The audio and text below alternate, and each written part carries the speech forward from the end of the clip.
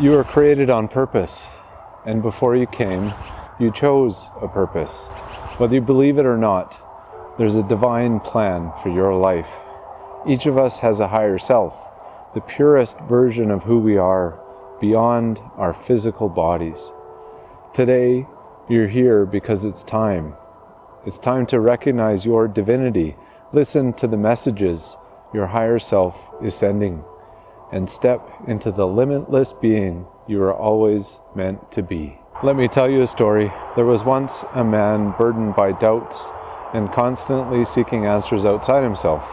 He wasn't enough. He wasn't good enough. He was broken.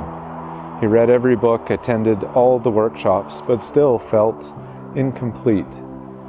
One night, he had a vivid dream where a presence spoke. Everything you seek is already within you. The next day, he decided to stop searching outwardly and start trusting his inner voice. Over time, he began noticing signs, repeating numbers, eagles arriving during important times, and moments of deep calm in meditation. Each of these signs was a message from his higher self, guiding him back to his truth. That man is me. The truth is what we call gnosis, or inner knowing. What I learned is this: the higher self isn't something you discover, it's something you remember. And today, I'm here to guide you in reconnecting with yours. Modern science is catching up to what ancient wisdom has always known. Neuroscience reveals that intuition, often described as the voice of the higher self, arises from a deep communication between the heart and the brain. The heart sends more signals to the brain than the brain sends to the heart, creating a powerful feedback loop. When you're present, your heart's electromagnetic field, scientifically proven to be the strongest in the body, becomes coherent, aligning your energy with your true self. Ancient traditions like those of the shamans, yogis, and mystics speak of this connection. The shamans call it the sacred self. The yogis refer to it as the Atman, and the indigenous cultures describe it as the spirit within. They all point to one truth. The essence of who you are is infinite and divine, and it's always guiding you through intuition, synchronicities, and the quiet whispers of your soul. So how do you know when your higher self is speaking to you? Here are some common signs. First, synchronicities. Seeing repeating numbers like 1111, crossing paths with people who say exactly what you need to hear in that moment, or experiencing coincidences too aligned to ignore, finding objects in unexpected places, objects like coins and feathers. Second, dreams. Vivid dreams that feel like messages rather than random images. Often, these dreams come with clarity or a deep sense of knowing. Third, intuition. That gut feeling that you can't explain but know you should follow. Science calls this the brain's ability to process patterns unconsciously. I call it the language of the higher self.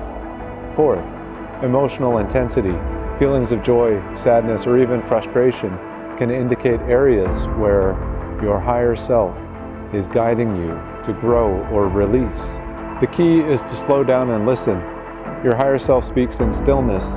Others may tell you your higher self doesn't speak in the noise of daily distraction. But I know, once you're in tune to your inner voice, it always speaks to us. We simply need to listen. Throughout history, people have turned to sacred rituals and practices to bridge the gap between their human experience and the divine essence. Here are 3 practices you can use today to connect with your higher self. First, meditation and breath work. In ancient India, yogis used breath work or pranayama to quiet the mind and awaken the soul. Begin by taking a slow, deep breath. Within each inhale, imagine connecting to your higher self. With each exhale, release doubt and fear. Second, visualization. The mystics of ancient Greece believed in the power of the mind's eye. Close your eyes and picture yourself standing in radiant light. See your higher self, a version of you that is wise, calm, and limitless, walking toward you. Ask it, what message do you have for me today? Third, journaling. The shamans believed in recording dreams, visions, and signs from nature. Keep a journal by your side to write down synchronicities, dreams, and moments of intuition. Over time, you'll see patterns emerge, your higher self's unique language. The greatest shift happens when you move from a mind-driven life to a heart-centered one. Heart Math Institute studies show that living in a state of gratitude and love aligns your heart and brain, creating coherence that enhances intuition and well-being. This is heart-based consciousness. And I think we knew about this already before science. Carrying this into leadership, this is heart-led leadership. But this shift requires self-love, not the kind of self-love that's about indulgence, but the kind that's about acceptance. Accepting your flaws, your strengths, your past, and your infinite potential. Ask yourself right now, how can I love myself more in this moment?